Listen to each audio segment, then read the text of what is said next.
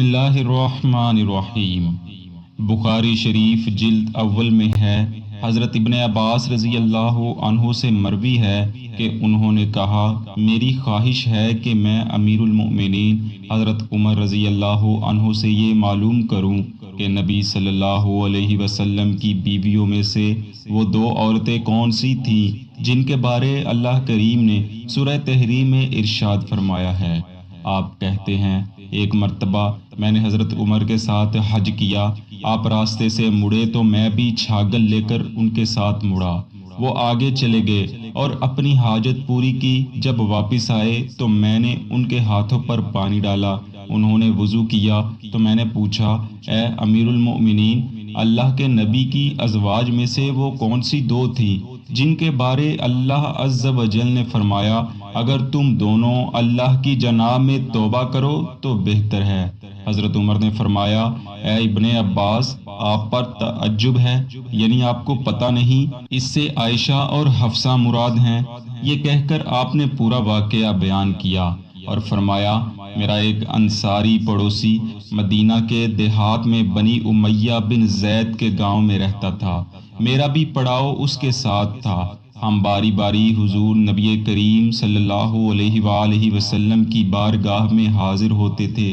ہم قریش کے لوگ عورتوں پر غالب رہا کرتے تھے، لیکن جب ہم مدینہ میں انصار کے پاس آئے تو دیکھا ان کی عورتیں ان پر غالب ہیں۔ یہ رنگ دیکھ کر ہماری عورتوں نے بھی انصاری عورتوں کا وطیرہ اختیار کر لیا۔ ایک بار ایسا ہوا، میری بیوی نے مجھے جواب دیا جس پر میں اسے ناراض ہوا۔ وہ کہنے لگی، آپ میرا جواب دینا کیوں برا سمجھتے ہیں؟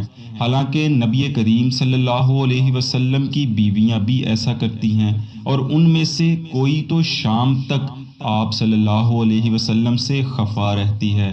حضرت عمر فرماتے ہیں، یہ سن کر میں گھبرایا اور کہا، ان میں سے جو بھی ایسا کرتی ہے وہ بڑا نقصان اٹھائے گی۔ پھر میں نے اپنے کپڑے پہنے اور اپنی بیٹی حفصہ کے پاس چلا آیا۔ میں نے حفصہ سے کہا، کیا تم میں سے کوئی سارا دن اور رات رسول اللہ صلی اللہ علیہ وآلہ وسلم کو غصے میں رکھتی ہے؟ حفصہ نے کہا، ہاں۔ میں نے کہا، جو ایسا کرتی ہے وہ تباہ و برباد ہوئی۔ کیا تم اللہ کے اس کے رسول کو غصہ دلاتی ہو؟ یاد رکھو، ایسا کرنے سے تباہ ہو جاؤ گی۔ رسول اللہ صلی اللہ علیہ وآلہ وسلم سے نہ تو بہت فرمائشیں کیا کر اور نہ جواب دیا کر، اور نہ آپ سے ناراض ہوا کر، اور اگر تجھے کسی چیز کی ضرورت ہو تو مجھ سے مانگ لیا کر۔ تو اس دھوکے میں مت آ، تیری ہم جولی تجھ سے زیادہ خوبصورت ہے، اور رسول اللہ صلی اللہ علیہ وآلہ وسلم تجھ سے زیادہ اسے چاہتے ہیں۔ اس سے مراد امیر المؤمنین کا اشارہ حضرت ام المؤمنین عائشہ رضی اللہ عنہا کی طرف تھا۔ حضرت عمر فرماتے ہیں، پھر ایک دن ایسا ہوا کہ میرا انصاری ساتھی مدینہ سے واپس لوٹا تو زور زور سے میرا دروازہ کھٹکھٹانے لگا۔ میں نے پوچھا، کیا ہوا؟ کہنے لگا، رسول اللہ صلی اللہ علیہ وآلہ وسلم نے اپنی بیویوں کو طلاق دے دی ہے۔ میں نے جو ہی یہ سنا تو کہا، حفصہ تباہ و برباد ہو گئی۔ میں تو پہلے ہی سمجھ گیا تھا کہ ایسا ہونے والا ہے۔ آپ فرماتے ہیں، میں نے جلدی سے اپنے کپڑے تیار کیے اور صبح کی نماز رسول اللہ صلی اللہ علیہ وآلہ وسلم کے ہمراہ پڑھی۔ اللہ کے نبی نماز سے فارغ ہوئے تو اکیلے اپنے بالا خانہ میں جا کر لیٹ گئے۔ میں وہاں سے نکلا اور سیدھا اپنی بیٹی حفصہ کے گھر چلا گیا۔ میں نے اسے دیکھا تو وہ رو رہی تھی۔ میں نے کہا، کیا میں نے تم کو پہلے ہی نہیں سمجھا دیا تھا؟ اب بتاؤ، کیا واقعی رسول اللہ صلی اللہ علیہ وآلہ وسلم نے طلاق دے دی ہے؟ وہ کہنے لگی، مجھے نہیں معلوم۔ آپ رسول اللہ صلی اللہ علیہ وآلہ وسلم سے جا کر بالا خانہ میں پوچھ لیں۔ میں وہاں سے نکلا تو دیکھا کچھ لوگ مسجد نبوی شریف کے منبر کے پاس بیٹھے ہیں، اور ان میں سے کچھ رو بھی رہے ہیں۔ میں کچھ دیر ان کے پاس بیٹھا اور پھر دربان سے کہا، رسول اللہ صلی اللہ علیہ وآلہ وسلم کے پاس جاؤ اور عرض کرو، عمر ملنے کی درخواست کر رہا ہے۔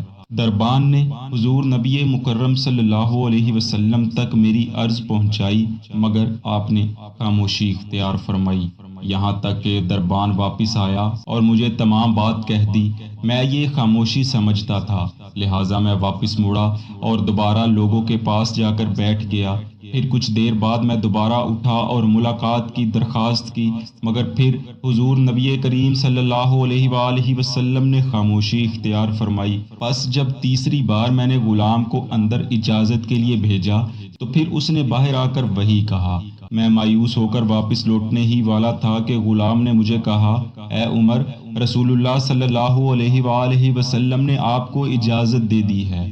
چنانچہ میں اجازت پا کر حاضر دربار ہوا تو دیکھا کہ رسول اللہ صلی اللہ علیہ وآلہ وسلم ایک بوریے پر لیٹے ہوئے ہیں جس پر کوئی بچھونا وغیرہ نہیں تھا، اور آپ کے پہلو مبارک پر بوریے کے نشان پڑ گئے تھے اور چمڑے کے تکیے کے ساتھ ٹیک لگائے ہوئے تھے جس میں کھجور کی چھال بری ہوئی تھی۔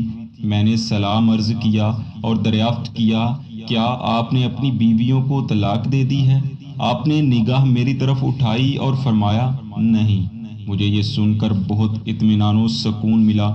پھر میں نے حضور صلی اللہ علیہ وسلم کے دل بہلانے کو چند باتیں کی جن سے آپ مسکرا دیے، اور پھر حفصہ کے پاس جانے اور اس کو ام المؤمنین حضرت عائشہ رضی اللہ عنہا سے متعلق نصیحت کرنے کا واقعہ بھی بیان کیا جس سے آپ دوبارہ مسکرا دیے۔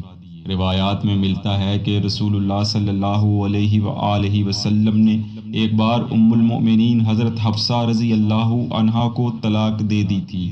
یہ طلاق رجعی تھی۔ جب حضرت عمر فاروق رضی اللہ عنہ کو اس کی خبر ملی تو آپ کو بہت دکھ ہوا، یہاں تک کہ شدت غم کی وجہ سے سر پر مٹی ڈالتے اور کہتے، اس کے بعد اب اللہ عز و جل کی نگاہ میں عمر اور اس کی بیٹی کی کوئی قدر و منزلت نہیں رہی۔ پھر جب یہ خبر مزید پھیلی تو حضرت حفصہ کے ماموں عثمان قدامہ اور پسران مظعون رضی اللہ عنہا آپ کے پاس آئے۔ حضرت حفصہ ان کے سامنے روتی جاتی اور کہتی، اللہ کی قسم، رسول اللہ صلی اللہ علیہ وآلہ وسلم نے مجھ سے اکتا کر طلاق نہیں دی۔ اتنے میں اللہ کے نبی بھی تشریف لے آئے۔ حضرت حفصہ نے جب رسول اللہ صلی اللہ علیہ وآلہ وسلم کو دیکھا تو آپ سے پردہ کر لیا، لیکن حضور کو تو آپ سے رجوع کرنے کا حکم مل چکا تھا۔ چنانچہ حدیث پاک کے الفاظ کچھ یوں ہیں۔ حضرت قیس ابن زید سے روایت ہے، رسول اللہ صلی اللہ علیہ وآلہ وسلم نے حضرت حفصہ کو ایک مرتبہ طلاق دی اور پھر رجوع فرما لیا۔ اس کی وجہ یہ تھی کہ حضرت جبریل علیہ السلام نے آپ سے کہا، آپ حفصہ سے رجعت کر لیں کیونکہ وہ بہت روزہ رکھنے والی اور بہت نماز پڑھنے والی ہیں، اور وہ جنت میں بھی آپ کی زوجہ ہوں گی۔ صحابہ کرام نے اس حدیث پاک کی روح سے بہت زیادہ مسائل بیان فرمائے ہیں، جیسے کہ طلاق رجعی وغیرہ کے احکامات، مگر اس حدیث پاک کی تشریح میں ایک اہم بات ام المؤمنین حضرت حفصہ رضی اللہ عنہا کی اللہ رب العزت کے ہاں قدر و منزلت اور مقبولیت و محبوبیت بھی بیان کی جاتی ہے۔ بلا شبہ اس میں آپ رضی اللہ عنہا کی سیرت و کردار کے پہلو کو اجاگر کیا گیا ہے۔ دعا ہے اللہ وحدہ لا شریک آپ کی مرکز پر انوار پر اپنی لا تعداد رحمتوں کا نزول فرمائے اور آپ کے صدقے ہمیں کامل ایمان کی دولت نصیب فرمائے، آمین۔